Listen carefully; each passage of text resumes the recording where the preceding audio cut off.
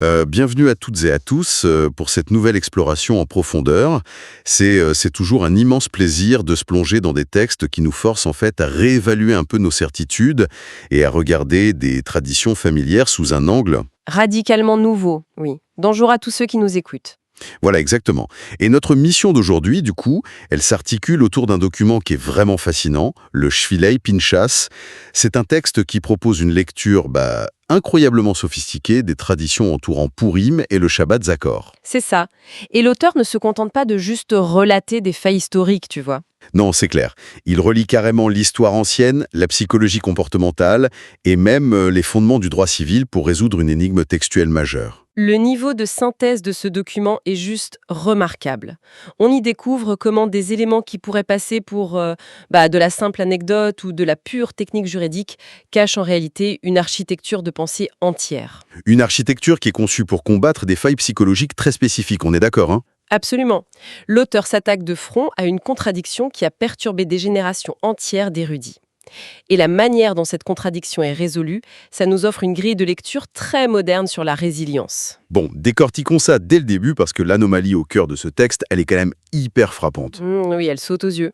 On connaît tous cette habitude qu'ont les anciens textes d'études, tu sais, d'utiliser des acronymes ou des moyens mnémotechniques pour condenser des concepts complexes. Bien sûr, c'est de la pédagogie classique. Sauf que là, le document pointe du doigt un cas précis qui défie toute logique. Pour mémoriser une série de 4 statuts fondamentaux du droit financier, le mot choisi pour servir d'acronyme n'est autre que Amalek. C'est fou. Bah oui, conceptuellement, c'est une aberration totale d'utiliser ce nom précis dans un contexte d'études sacrées. La dissonance cognitive est immense, parce que le nom même d'Amalek, dans toute cette littérature, c'est pas qu'un simple repère historique. C'est vraiment l'incarnation conceptuelle du cynisme, de l'attaque lâche, du mal absolu. La tradition martèle un impératif catégorique là-dessus. C'est d'effacer toute trace, tout souvenir de ce nom. Exactement. Donc le retrouver gravé comme un outil pédagogique au cœur des académies d'études, c'est un peu comme découvrir qu'un architecte a utilisé un poison mortel pour cimenter les fondations d'un hôpital. C'est une super image, ça. C'est tellement contre-intuitif que de nombreux penseurs ont d'abord tout simplement refusé d'y croire. Le document cite l'exemple célèbre du rabbin Adoret. Ah oui, j'ai lu ça, c'est incroyable. Ce grand intellectuel a avoué que depuis sa jeunesse, cette mention le hantait littéralement, au point qu'il a fini par la rationaliser en affirmant qu'il devait s'agir d'une erreur de scribe. Une simple coquille, quoi. Voilà, pour lui, le copiste avait dû faire une faute parce que l'alternative était philosophiquement insoutenable. C'est quand même fascinant de voir un érudit de cette envergure préférer accuser l'histoire d'une erreur typographique plutôt que d'affronter le paradoxe. Et c'est là que l'analyse bascule, avec l'intervention d'une autre figure intellectuelle, le Yavetz. Et lui, il ne prend pas de gants. Pas du tout. Il rejette catégoriquement l'idée de l'erreur. Il affirme que l'utilisation de cet acronyme est non seulement intentionnelle, mais qu'elle relève d'une précision chirurgicale. C'est presque de la guerre psychologique. D'accord, mais comment il justifie ça, Evelyn? Ce qui est fascinant ici, c'est la méthodologie que le Yavetz met en lumière. Il s'appuie sur un principe très profond de cette tradition. En gros, face à une force de destruction massive, la fuite ou le simple rejet, ça ne suffit pas. Il faut l'affronter. Plus que ça, la stratégie préconisée, c'est de traîner cette force dans la salle d'études. Traîner la force dans la salle d'études, j'adore l'expression. L'idée, ce n'est pas de pactiser avec la destruction, mais de la disséquer, pour en extraire l'étincelle de vitalité qui s'y cache, pour inverser sa polarité en fait. D'accord, je vois. Et c'est là la thèse magistrale du document. Chaque lettre du mot Amalek, en hébreu, correspond à un statut juridique précis. Le garant, le prêteur, l'acheteur et l'entrepreneur. C'est exactement l'acronyme. Et pris ensemble, ces 4 concepts économiques ne sont pas qu'une simple leçon de droit commercial. Ils constituent les 4 antidotes psychologiques spécifiques conçus pour neutraliser, point par point, les armes de destruction d'Amalek. C'est une approche extrêmement audacieuse. Le remède est littéralement crypté dans le nom de la maladie. Bon, alors entrons dans le vif du sujet avec la première lettre de cet acronyme de contre-attaque, la lettre Aïn. Très bien. Caution pour la dette d'un tiers. Sur le papier, c'est un simple mécanisme de sécurité financière. Mais comment le fait de se porter garant devient-il une arme tactique contre ce que représente Amalek? Pour comprendre ça, il faut observer le mode opératoire de la menace. La signature d'Amalek, depuis sa toute première apparition, c'est l'exploitation de la division. L'auteur nous ramène à la trame de l'histoire de Pourim, où Haman, l'antagoniste principal, va présenter son projet de destruction au roi.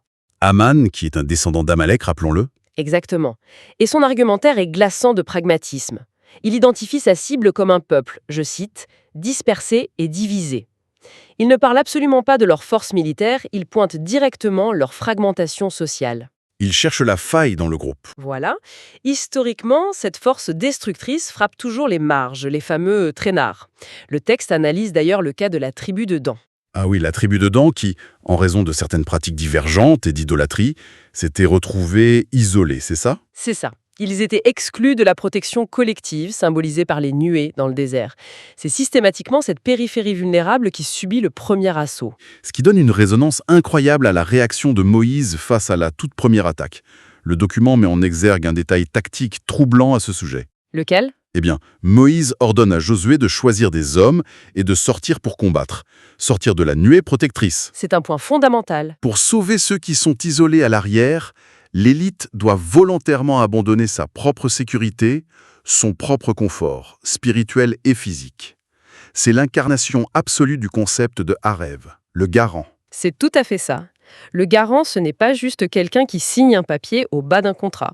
Non, c'est celui qui accepte que sa propre perfection ou sa propre sécurité n'a aucune valeur si un membre de la communauté est en train de s'effondrer. La dynamique est là. C'est la mise en application du principe selon lequel tout le monde est garant l'un pour l'autre. Une responsabilité mutuelle inconditionnelle. Et ça casse la stratégie de l'ennemi. Totalement. Le garant détruit le terrain de jeu d'Amalek. En refusant de laisser quiconque à la marge, l'engagement du Haref colmate les brèches sociales. La fragmentation disparaît et avec elle, la vulnérabilité exploitée par l'ennemi. Ce qui explique d'ailleurs la logique d'une des obligations les plus connues de la fête de Pourim. Les Mishloach Manot, l'envoi de portions de nourriture et de cadeaux alimentaires. Une tradition centrale en effet. Loin d'être une simple politesse mondaine ou un échange de gâteaux, c'est un exercice pratique de reconnexion. On force le tissu social à se resserrer par des actes d'échange tangibles pour s'assurer que l'isolement, la fameuse faille, est réparé. L'unité n'est plus un concept abstrait, ça devient une véritable logistique. Une logistique vitale. La cohésion devient la première ligne de défense, neutralisant la première arme d'Amalek. Parfaitement résumé. Mais une fois le tissu social réparé, la bataille n'est pas terminée. Et c'est là que ça devient vraiment intéressant. Parce que la deuxième lettre de l'acronyme, le MEM, nous emmène sur un terrain théologique inattendu. Le terme malvem. Voilà, cette lettre correspond au mot malve, le prêteur. Et l'analyse que fait le document de la notion de charité liée à ce terme est pour le moins provocatrice. Elle va très loin, oui. Conceptuellement, l'idée de prêter à Dieu qui est avancée ici, ça frôle presque l'hérésie à première vue. Comment le texte justifie-t-il cette inversion vertigineuse des rôles de pouvoir, où le créateur devient le débiteur d'un être humain ? C'est un changement de paradigme complet par rapport à la vision classique de la philanthropie et de la tzedaka. Le Yavet s'appuie sur une formulation très spécifique du livre des Proverbes. Qui dit quoi exactement ? Qui stipule de la personne qui soutient le démuni, qui donne aux pauvres, prête véritablement au divin. Il faut bien mesurer le poids de ce terme dans le droit civil. Bah oui, dans le droit, le prêteur exerce une forme d'ascendant sur l'emprunteur. Il y a une attente de remboursement. Exactement. Affirmer que les créateurs de l'univers s'organisent pour se placer délibérément dans une position de dette face à la générosité humaine, c'est attribuer un pouvoir d'action colossal à l'individu. L'être humain n'est plus un simple distributeur de ressources. Il devient un créancier cosmique, en quelque sorte. C'est une image puissante. On n'est plus du tout dans la compassion passive, on est dans l'investissement métaphysique. Et le document lie cela de façon très habile à la géographie de la première bataille historique contre Amalek. Ah oui, le lieu de la bataille. L'attaque initiale a lieu dans un endroit appelé Réphidim. C'est ça. Et là encore, on gratte sous la surface du nom. Le Talmud décode le mot Réphidim comme signifiant le relâchement des mains.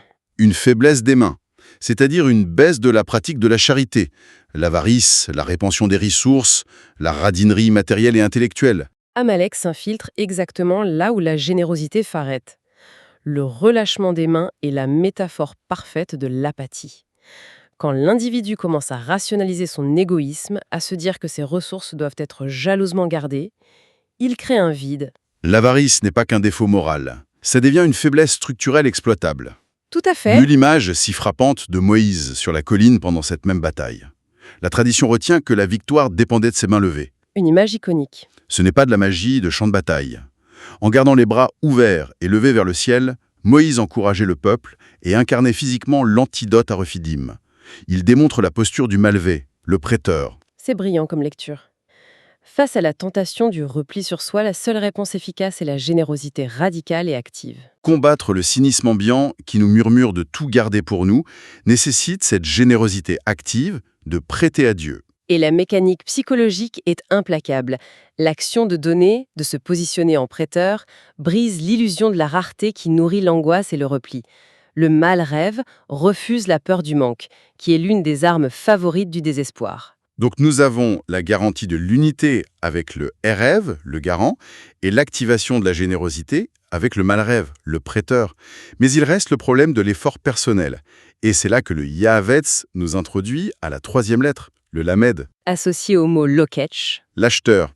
La dynamique se complexifie ici, parce qu'on touche à un paradoxe très profond sur la nature de l'acquisition des connaissances et de la Torah. un paradoxe fascinant. Comment la tradition peut-elle simultanément décrire l'obtention de la sagesse comme une transaction commerciale âprement négociée, un achat, et en même temps comme un don céleste gratuit?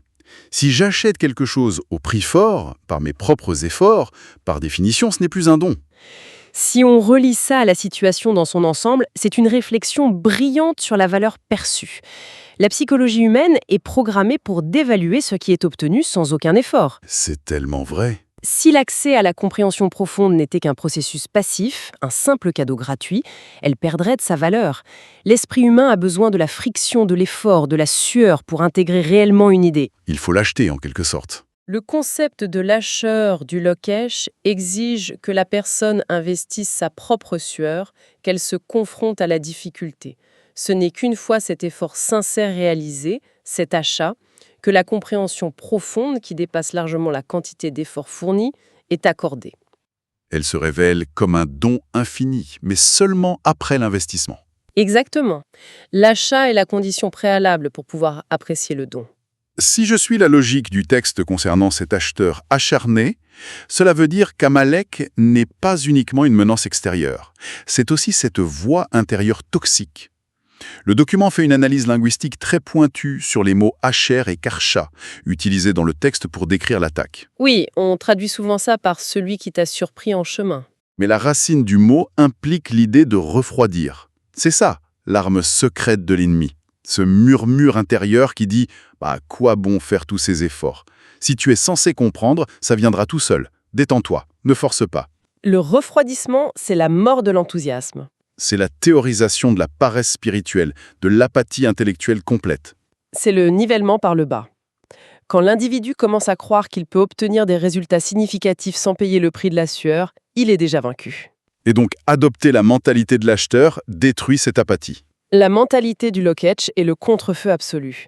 Celui qui se perçoit comme un acheteur sait que chaque parcelle de progression a un coût, et il est prêt à la quitter avec ferveur. L'enthousiasme de l'effort pulvérise ce refroidissement cynique. Ce qui nous amène à la toute dernière pièce du puzzle de cet acronyme, la lettre QF pour le mot Kablan. L'entrepreneur ou celui qui s'engage formellement, le destinateur d'un contrat. Et l'auteur du Shvil Épinasse choisit de lier ce concept juridique à l'un des événements les plus cruciaux de la tradition, la scène du don de la Torah au Mont Sinaï. Une scène fondatrice. Et l'image que le Talmud utilise pour décrire cet engagement initial est terrifiante. On nous parle de Dieu soulevant la montagne et la maintenant au-dessus de la tête du peuple comme un tonneau renversé, avec un ultimatum clair, acceptez ou ceci sera votre tombeau. C'est une image très forte de coercition. C'est de l'extorsion pure et simple. Comment concilier cette coercition extrême avec l'idée d'une acceptation qui est censée être fondée sur l'amour ? La métaphore de la montagne renversée est l'une des plus discutées. Et l'explication qu'en tire le document est d'une lucidité psychologique saisissante. L'utilisation de cette contrainte n'est pas le modèle idéal. C'est une mesure de réanimation d'urgence. Une urgence due à quoi ? À cause du traumatisme persistant et du poison spirituel injecté juste avant par l'attaque d'Amalek. Le cynisme, le refroidissement dont nous parlions avec le lokesh et la division avaient tellement atteint la psyché collective que le peuple était incapable à ce moment précis d'un engagement authentique et volontaire. Le doute les paralysait. Leur capacité à s'engager par pur amour était détruite. La coercition de la montagne était le seul moyen de forger l'alliance face à un peuple psychologiquement inapte à dire un oui inconditionnel. C'est un diagnostic de stress post-traumatique à l'échelle d'une nation entière. L'engagement ne pouvait être que forcé à ce stade. Et c'est là que la boucle se boucle avec notre document.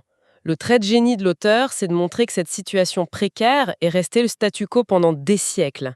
Il a fallu attendre l'époque de Pourim pour résoudre ce traumatisme. Lors de cet épisode, Aman, le descendant d'Amalek, est totalement neutralisé, vaincu. Et c'est seulement à cet instant, une fois l'influence destructrice expurgée, que le texte nous dit que le peuple a enfin pu accepter ses traditions volontairement. L'amour et l'adhésion volontaire, sans contrainte, ont enfin remplacé la peur de la montagne. Le traumatisme était guéri. Alors, qu'est-ce que tout ça veut dire pour nous aujourd'hui avec ce concept de Kablan Route? C'est ici que la posture du Kablan, l'entrepreneur, prend toute sa sagesse pratique. Quelle est la force d'un véritable entrepreneur face à un projet N? C'est la prédécision, l'acceptation totale en amont. Il accepte le projet mentalement avant même de commencer. Le Kablan ne commence pas à couler les fondations en se demandant chaque matin s'il a vraiment envie de terminer le bâtiment. L'engagement intérieur précède l'action. Il prend une décision ferme, coupant l'herbe sous le pied à toute résistance mentale, au mauvais penchant. Accepter le projet de tout son cœur dès le premier instant, c'est refuser de donner prise à l'hésitation. C'est l'antidote final au poison du doute instillé par Amalek. L'engagement total, par amour du projet, vainc la résistance. Le niveau de détail de cette architecture mentale est sidérant. Faisons un point d'étape rapide sur la formule secrète que nous venons de démonter. Allons-y. ALEC, comme acronyme de loi financière, les anciens sages ont caché un manuel de survie. On combat la division par l'unité, en devenant le garant, le Hérev. C'est ça. On détruit l'avarice par la générosité active en devenant le prêteur, le Maelvé. On repousse l'apathie par la valeur de l'effort en adoptant la rigueur de l'acheteur, le Lokesh. Et enfin, on guérit le doute par l'acceptation volontaire et l'engagement de l'entrepreneur, le Kablan. C'est brillant d'avoir caché les remèdes à la destruction directement dans le nom de l'entité destructrice. Cela soulève une question importante quant à la pertinence de tout ça aujourd'hui. Il est très facile pour un auditeur de se dire que ce sont des simples antiquités juridiques, tu vois. Des vieux débats sur des contrats de prêt. Exactement. Mais ces concepts offrent en réalité une boîte à outils psychologique incroyablement moderne.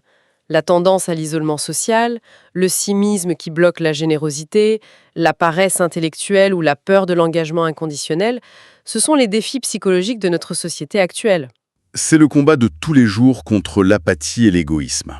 Ce texte nous donne un cadre structurel pour diagnostiquer et combattre ces failles. Ce qui m'amène, pour clôturer notre exploration, à une réflexion inédite inspirée de ces sources et que je laisse à quiconque nous écoute le soin de méditer. Je t'écoute. Puisque les anciens sages ont délibérément choisi de cacher l'antidote ultime contre le mal absolu, non pas dans des rituels mystiques obscurs, mais dans le vocabulaire le plus banal du droit commercial, avec des termes comme prêteur, acheteur, garant. Oui. Se pourrait-il que nos transactions financières quotidiennes, la façon dont on fait des affaires, dont on interagit économiquement avec les autres, soient en réalité le véritable champ de bataille secret de notre évolution spirituelle? C'est une excellente question pour terminer. Je laisse cette réflexion en suspens pour ceux qui écoutent. La prochaine fois que vous signez un contrat ou que vous faites une dépense, pensez-y. Merci infiniment à mon collègue pour cet éclairage magistral et merci à tous d'avoir suivi cette analyse en profondeur. Merci, c'était un vrai plaisir. Continuez à explorer les textes et à la prochaine.